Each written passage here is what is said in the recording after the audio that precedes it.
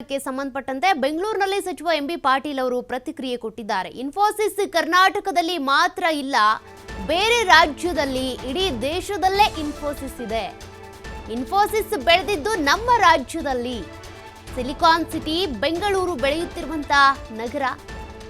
4 ಗೋಡೆಗಳ ಮಧ್ಯೆ ಸಲಹೆ ನೀಡಲಿ, ನೀವು ಬುದ್ಧಿವಂತರಿದ್ದೀರಿ, ಸಲಹೆ ನೀಡಿ ಅಂತ ಈ ರೀತಿಯಾಗಿ ವಾಗ್ದಾಳಿ ನಡೆಸಿದ್ದಾರೆ. ಈ ರೀತಿ ಟ್ವೀಟ್ಗಳಿಂದ ದೊಡ್ಡವರಾಗೋದಿಲ್ಲ, ನಿಮ್ಮ ವರ್ತನೆಯನ್ನ ಕನ್ನಡಿಗರು ಲೈಕ್ ಮಾಡೋಲ್ಲ.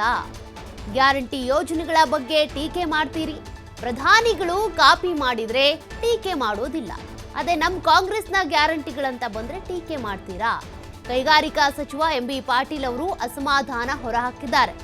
ಉದ್ಯಮಿ ಮೋಹನ್ ದಾಸ್ ಪೈ ಅವರು ಇತ್ತೀಚೆಗೆ ಒಂದು ಟ್ವೀಟ್ ಮಾಡಿದ್ರು. ಪ್ರಿಯಾಂಕ್ ಖರ್ಗೆ ಅವರಿಗೆ ಟಾಂಟ್ ಮಾಡೋ ರೀತಿಯಾಗಿ ಟ್ವೀಟ್ ಮಾಡಿದ್ರು. ನೀವು ಹೇಳ್ತೀರಾ ಅಭಿವೃದ್ಧಿ ಆಗ್ತಿದೆ ಹಾಗೆ ಹೀಗೆ, ಅತ್ಯಧಿಕ ಕಂಪನಿಗಳಿರುವಂಥ 2ನೇ ಒಂದು ಸಿಲಿಕಾನ್ ಸಿಟಿ ನಗರ ಅಂದರೆ ಅದು ಬೆಂಗಳೂರು ಅಂತ ಹೇಳ್ತೀರಾ. ಅದೆಲ್ಲ ನಮಗೆ ಗೊತ್ತು. ಗುಂಡಿ ಮುಚ್ಚಿದ್ದೀರಾ, ರಸ್ತೆಗಳು ಚೆನ್ನಾಗಿದೆಯಾ, ಸ್ವಚ್ಛವಾಗಿದೆಯಾ ನಗರ ಅಂತ ಪ್ರಶ್ನೆ ಮಾಡಿದ್ರು. ಅದಕ್ಕೆ ಪ್ರಿಯಾಂಕ್ ಖರ್ಗೆ ಅವರು ಕೂಡ ಟಾಂಟ್ ಮಾಡಿದ್ರು. ಅದಕ್ಕೆ ಸಂಬಂಧಪಟ್ಟಂತೆ ಈಗ ಮೋಹನ್ ದಾಸ್ ಪೈ ಅವರಿಗೆ ಪ್ರಶ್ನೆ ಮಾಡಿದ್ದಾರೆ ಕೈಗಾರಿಕಾ ಸಚಿವ ಎಂಬಿ ಪಾಟೀಲ್.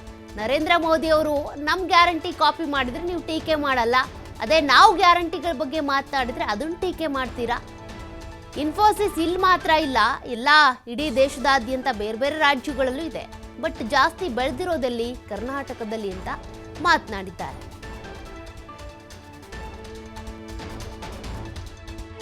ಮೋಹನ್ ದಾಸ್ ಪೈ ಅವ್ರನ್ನ ಕಳ್ಕಳಿಂದ ವಿನಂತಿ ಮಾಡ್ತೇನೆ. ನೀವು ಹಿರಿಯರಿದ್ದೀರಿ, ಅನುಭವಿಗಳಿದ್ದೀರಿ, ಬುದ್ಧಿವಂತರಿದ್ದೀರಿ, ಎಲ್ಲ ಸಾಮರ್ಥ್ಯ ನಿಮಗಿದೆ. ರಾಜ್ಯದ ಹಿತದೃಷ್ಟಿಯಿಂದ ರಾಜ್ಯವನ್ನು ಕಟ್ಟಲಿಕ್ಕೆ ಬೆಳೆಸಲಿಕ್ಕೆ ನೀವು ಸಲಹೆಗಳನ್ನು ಕೊಡ್ರಿ. 4 ಗೋಡೆ ಮಧ್ಯೆ ಈ ರೀತಿ ಟ್ವೀಟ್ ಮಾಡೋದು, ಇದರಿಂದ ನೀವು ದೊಡ್ಡವರು ಆಗೋದಿಲ್ಲ ಅನ್ನೋ ಮಾತನ್ನು ಈ ಸಂದರ್ಭದಲ್ಲಿ ಭಾಳ ಸ್ಪಷ್ಟವಾಗಿ ಹೇಳ್ತೇನೆ. ಮತ್ತೊಮ್ಮೆ ಈ ಲಾಜಿಕ್ ಅಪ್ಲೈ ಆಗಬೇಕಾಗಿದ್ರೆ ಅನೇಕ ಸಲ ಟೊಯ್ಟದ ಅಂದಾಗ ಇನ್ಫೋಸಿಸ್ ಯಾಕೆ ಬೇರೆ ಬೇರೆ ಪುಣ್ಯದಾಗ ಯಾಕಿದೆ? ಇನ್ಫೋಸಿಸ್ ಡೆಲ್ಲಿಯಲ್ಲಿ ಹಾಕಿದೆ, ಬೇರೆ ಬೇರೆ ರಾಜ್ಯದಲ್ಲಿ ಹಾಕಿದೆ, ಬೇರೆ ದೇಶಗಳಲ್ಲಿ ಹಾಕಿದೆ. ಎಲ್ಲವೂ ಕರ್ನಾಟಕದಲ್ಲಿ ಇರಬೇಕಲ್ಲ. ಇನ್ಫೋಸಿಸ್ಸು ಇಲ್ಲೇ ಹುಟ್ಟಿದ್ದು, ಇಲ್ಲೇ ಬೆಳೆದಿದ್ದು, ಇಲ್ಲಿಂದ ಲಾಭ ಪಡ್ಕೊಳ್ಳೋಂಥದ್ದು. ಬೇರೆ ಬೇರೆ ರಾಜ್ಯಗಳಿಗೆ ಯಾಕೆ ಹೋಗ್ತೀರಿ? ಬೇರೆ ಬೇರೆ ದೇಶಕ್ಕೆ ಯಾಕೆ ಹೋಗ್ತೀರಿ? ಇಲ್ಲೇ ಮಾಡಿಲ್ಲ. ನಮ್ಮವ್ರಿಗೆ ಎಂಪ್ಲಾಯ್ಮೆಂಟ್ ಸಿಗ್ತದೆ, ನಮ್ಮವ್ರಿಗೆ ಬೆನಿಫಿಟ್ ಸಿಗುತ್ತೆ ಅಂದರೆ ಟೊಯೋಟಾಕ್ಕೆ ಒಂದು ಟೀಕೆ ಮಾಡಿದ್ರು.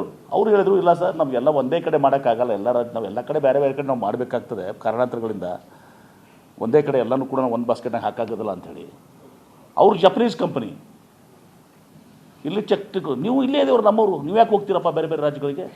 ನಿಮ್ಗೆ ಅನ್ವಯ ಆಗೋದಿಲ್ವ? ಅದು ಬೇರೆಯವ್ರಿಗೆ ಅಷ್ಟೇ ಅನ್ವಯ ಆಗ್ತದಾ?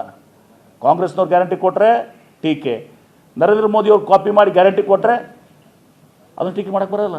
ಕನ್ನಡಿಗರು ಇದನ್ನು ಕನ್ನಡಿಗರು ನಿಮ್ಮ ವರ್ತನೆಯನ್ನು, ನಿಮ್ಮ ಇದನ್ನು ಯಾರೂ ಕೂಡ ಲೈಕ್ ಮಾಡ್ತಾ ಇಲ್ಲ. ದಯವಿಟ್ಟು ಅರ್ಥ ಮಾಡ್ಕೊಳ್ಳಿ. ಈ ಧೋರಣೆ ಮೋಹನ್ ದಾಸ್ ಪೈ ಅವ್ರನ್ನ ಕಳ್ಕಳಿಂದ ವಿನಂತಿ ಮಾಡ್ತೇನೆ. ನೀವು ಹಿರಿಯರಿದ್ದೀರಿ, ಅನುಭವಿಗಳಿದ್ದೀರಿ, ಬುದ್ಧಿವಂತರಿದ್ದೀರಿ, ಎಲ್ಲ ಸಾಮರ್ಥ್ಯ ನಿಮಗಿದೆ. ರಾಜ್ಯದ ಹಿತದೃಷ್ಟಿಯಿಂದ ರಾಜ್ಯವನ್ನು ಕಟ್ಟಲಿಕ್ಕೆ ಬೆಳೆಸಲಿಕ್ಕೆ ನೀವು ಸಲಹೆಗಳನ್ನು ಕೊಡ್ರಿ. 4 ಗೋಡೆ ಮಧ್ಯೆ ಈ ರೀತಿ ಟ್ವೀಟ್ ಮಾಡೋದು, ಇದರಿಂದ ನೀವು ದೊಡ್ಡವರು ಆಗೋದಿಲ್ಲ ಅನ್ನೋ ಮಾತನ್ನು ಈ ಸಂದರ್ಭದಲ್ಲಿ ಭಾಳ ಸ್ಪಷ್ಟವಾಗಿ ಹೇಳ್ತೇನೆ. ಮತ್ತೊಮ್ಮೆ ಈ ಲಾಜಿಕ್ ಅಪ್ಲೈ ಆಗಬೇಕಾಗಿದ್ರೆ ಅನೇಕ ಸಲ ಟೊಯ್ಟದ ಅಂದಾಗ ಇನ್ಫೋಸಿಸ್ ಯಾಕೆ ಬೇರೆ ಬೇರೆ ಪುಣ್ಯದಾಗ ಹಾಕಿದೆ? ಇನ್ಫೋಸಿಸ್ ಡೆಲ್ಲಿಯಲ್ಲಿ ಹಾಕಿದೆ, ಬೇರೆ ಬೇರೆ ರಾಜ್ಯದಲ್ಲಿ ಹಾಕಿದೆ, ಬೇರೆ ದೇಶಗಳಲ್ಲಿ ಹಾಕಿದೆ. ಎಲ್ಲವೂ ಕರ್ನಾಟಕದಲ್ಲಿ ಇರಬೇಕಲ್ಲ. ಇನ್ಫೋಸಿಸ್ಸು ಇಲ್ಲೇ ಹುಟ್ಟಿದ್ದು, ಇಲ್ಲೇ ಬೆಳೆದಿದ್ದು, ಇಲ್ಲಿಂದ ಲಾಭ ಪಡ್ಕೊಳ್ಳೋಂಥದ್ದು. ಬೇರೆ ಬೇರೆ ರಾಜ್ಯಗಳಿಗೆ ಯಾಕೆ ಹೋಗ್ತೀರಿ? ಬೇರೆ ಬೇರೆ ದೇಶಕ್ಕೆ ಯಾಕೆ ಹೋಗ್ತೀರಿ? ಇಲ್ಲೇ ಮಾಡಿಲ್ಲ. ನಮ್ಮವ್ರಿಗೆ ಎಂಪ್ಲಾಯ್ಮೆಂಟ್ ಸಿಗ್ತದೆ, ನಮ್ಮವ್ರಿಗೆ ಬೆನಿಫಿಟ್ ಸಿಗುತ್ತೆ ಅಂದರೆ ಟೊಯೋಟಾಕ್ಕೆ. ನೋಡಿ, ಉದ್ಯಮಿ ಮೋಹನ್ ದಾಸ್ ಪೈ ಅವರು ಒಂದು ಪ್ರಶ್ನೆ ಮಾಡಿದ್ರು. ನೀವು ಬೆಂಗಳೂರು ಅಭಿವೃದ್ಧಿಗಾಗಿ ಏನು ಕೆಲಸ ಮಾಡಿದ್ದೀರಾ ಸಚಿವರೇ, ಏನು ಕೊಟ್ಟಿದ್ದೀರಾ ಕೊಡುಗೆಗಳನ್ನ, ಸ್ವಚ್ಛಂದವಾದಂಥ ರಸ್ತೆಗಳಿದೆಯಾ, ನಗರ ಇದೆಯಾ ಅಂತ ಪ್ರಶ್ನೆ ಮಾಡಿದ್ರು. ಅದಕ್ಕೆ ಸಂಬಂಧಪಟ್ಟಂತೆ ಪ್ರಿಯಾಂಕ್ ಖರ್ಗೆ ಅವರು ಕೂಡ ಒಂದು ಟಾಂಟ್ ಮಾಡಿದ್ರು. ಇವರು ರಾಜ್ಯಸಭಾ ಹುದ್ದೆ ಮೇಲೆ ಕಣ್ಣಿಟ್ಟಿದ್ದಾರೆ, ರಾಜ್ಯಸಭಾ ಸದಸ್ಯರಾಗಬೇಕು ಅಂತ. ಹಾಗಾಗಿ ನರೇಂದ್ರ ಮೋದಿ ಅವರನ್ನ ಮೆಚ್ಚಿಸೋದಕ್ಕೆ ಈ ರೀತಿಯೆಲ್ಲ ಟ್ವೀಟ್ ಮಾಡ್ತಿದ್ದಾರೆ ಅಂತ. ಈಗ ಅದರ ಬೆನ್ನಲ್ಲೇ ಎಂಬಿ ಪಾಟೀಲ್ ಅವರು ಕೂಡ ಪ್ರತಿಕ್ರಿಯೆ ಕೊಟ್ಟಿದ್ದಾರೆ. ಒಂದು ಉದ್ಯಮ ಅಂತ ಬಂದರೆ, ಕೈಗಾರಿಕೆ ಅಂತ ಬಂದರೆ, ಕಂಪನಿಗಳಂತ ಬಂದರೆ ಬೇರೆ ಬೇರೆ ರಾಜ್ಯಗಳಲ್ಲೂ ಇರ್ತವೆ. ಯಾಕೆ ಇರ್ತವೆ? ಅವ್ರ ಲಾಭಕ್ಕೋಸ್ಕರ ಇರ್ತವೆ. ಈಗ ಇನ್ಫೋಸಿಸ್ ಅಂತ ಬಂದರೂ ನಮ್ಮ ರಾಜ್ಯದಲ್ಲೇ ಹುಟ್ಟಿದ್ದು ಬೆಳೆದಿದ್ದು ಆದರೂ ಕೂಡ ಬೇರೆ ಬೇರೆ ರಾಜ್ಯಗಳಲ್ಲಿಲ್ವಾ? ಪುಣೆ, ಪಂಜಾಬ್ ಸೇರಿದಂತೆ ಬೇರೆ ಬೇರೆ ಕೂಡ ಬ್ರ್ಯಾಂಚಸ್ ಇದ್ದಾವೆ. ಅದೇ ರೀತಿಯಾಗಿ ಈಗ ಅಭಿವೃದ್ಧಿ ಅಂತ ಬಂದರೆ ನಾವು ಮಾಡುವಂಥ ಯಾವ ಅಭಿವೃದ್ಧಿನೂ ಕೂಡ ನೀವು ನೋಡೋದಿಲ್ಲ, ಬರೀ ಗ್ಯಾರಂಟಿಗಳನ್ನ ಟೀಕೆ ಮಾಡ್ತೀರಾ. ಅದೇ ಗ್ಯಾರಂಟಿಯನ್ನು ಪ್ರಧಾನಿ ನರೇಂದ್ರ ಮೋದಿ ಅವರು ಬೇರೆ ಬೇರೆ ರಾಜ್ಯಕ್ಕೆ ಹೋದಾಗ ಚುನಾವಣೆ ಪ್ರಚಾರದ ಸಂದರ್ಭದಲ್ಲಿ ಘೋಷಣೆ ಮಾಡಿದರೆ ಆಗ ಟೀಕೆ ಮಾಡಲ್ಲ, ಸೈಲೆಂಟ್ ಆಗ್ತೀರಾ. ಯಾಕೆ ಹೀಗೆ? ನೀವು ಈ ರೀತಿಯಾಗಿ ವರ್ತಿಸ್ತಾ ಇದ್ರೆ ಜನರು, ಕರ್ನಾಟಕದ ಜನರು, ಕನ್ನಡಿಗರು ನಿಮ್ಮನ್ನ ಲೈಕ್ ಮಾಡೋದಿಲ್ಲ. ಟ್ವೀಟ್ ಮಾಡೋದ್ರ ಮೂಲಕ ಅಭಿವೃದ್ಧಿ ಬಗ್ಗೆ ಪ್ರಶ್ನೆ ಮಾಡೋದಲ್ಲ, ನಿಜಕ್ಕೂ ಯಾರು ಅಭಿವೃದ್ಧಿ ಮಾಡ್ತಿದ್ದಾರೆ, ಯಾರು ಅಭಿವೃದ್ಧಿಯತ್ತ ಗಮನ ಹರಿಸ್ತಾ ಇಲ್ಲ, ಅದನ್ನು ನೀವು ನಿಜಕ್ಕೂ ಅರಿತುಕೊಂಡು ಪ್ರಶ್ನೆ ಮಾಡಿದರೆ, ಬುದ್ಧಿವಂತರಿದ್ದೀರಿ ನೀವು, ನಿಜವಾದಂಥ ಒಳ್ಳೆ ರೀತಿಯಾದಂಥ ಸಲಹೆಯನ್ನು ಕೊಟ್ಟರೆ ನಾವು ಕೂಡ ಸ್ವೀಕಾರ ಮಾಡ್ತೀವಿ. ಈ ರೀತಿ ಟ್ವೀಟ್ ಮಾಡೋದ್ರಿಂದ ನೀವು ದೊಡ್ಡವರಾಗೋದಿಲ್ಲ. ಉದ್ಯಮಿ ಇದ್ದೀರಿ, ಬುದ್ಧಿವಂತರಿದ್ದೀರಿ, ನೋಡಿಕೊಂಡು ವಾಸ್ತವ ಏನಿದೆಯೋ ಆ ರೀತಿಯಾಗಿ ಟ್ವೀಟ್ ಮಾಡೋದು, ಸಲಹೆ ಕೊಡೋದು ಬೆಟರ್ ಅಂತ MB ಪಾಟೀಲ್ ಅವರು ಖಾರವಾಗಿಯೇ ಮಾತನಾಡಿದ್ದಾರೆ. ಜೊತೆಗೆ ಪ್ರಿಯಾಂಕ್ ಖರ್ಗೆ ಅವರು ಕೂಡ ಇದೇ ನಿಟ್ಟಿನಲ್ಲಿನೇ ಮಾತನಾಡಿದ್ರು. ನೀವು ಏನು ನೋಡಿದ್ದೀರಾ ಅಂತ ಹೇಳ್ತಿದ್ದೀರಾ, ಇದೇನು ರಾಕೆಟ್ ಸೈನ್ಸ್ ಅಲ್ಲ, ವಿಜ್ಞಾನ ಅಂತ ಬಂದಾಗ, ಜೊತೆಗೆ ಇಲ್ಲಿ ಅಭಿವೃದ್ಧಿ ಅಂತ ಬಂದಾಗಲೂ ಕೂಡ ಎಷ್ಟೊಂದು ಕಂಪನಿಗಳು ಇಲ್ಲಿ ಇನ್ವೆಸ್ಟ್ ಮಾಡ್ತಾ ಇದೆ. ಈಗ ಭಾರತದಲ್ಲಿ ಬಹಳ ಇನ್ವೆಸ್ಟ್ ಮಾಡುವಂಥ ಕಂಪನಿಗಳು ಅಂತ ರಾಜ್ಯ ಅಥವಾ ಸಿಟಿ ಅಂತ ನೋಡಿದರೆ ಬೆಂಗಳೂರಲ್ಲಿ 2ನೇ ಸಿಟಿ ಅಂತ ಅದು ಕರೆಸ್ಕೊಳ್ಳುತ್ತೆ ಅನ್ನೋ ಖ್ಯಾತಿ ಬಗ್ಗೆ ಒಂದಷ್ಟು ಟ್ವೀಟ್ ಮಾಡಿದರು. ಅದಕ್ಕೆ ಟಾಂಟ್ ಮಾಡೋದಕ್ಕೆ ಈ ರೀತಿಯಾಗಿ ಮೋಹನ್ ದಾಸ್ ಪೈ ಅವರು ಟ್ವೀಟ್ ಮಾಡಿ ಮತ್ತೆ ಟಕ್ಕರ್ ಕೊಡೋ ಪ್ರಯತ್ನ ಮಾಡಿದರು.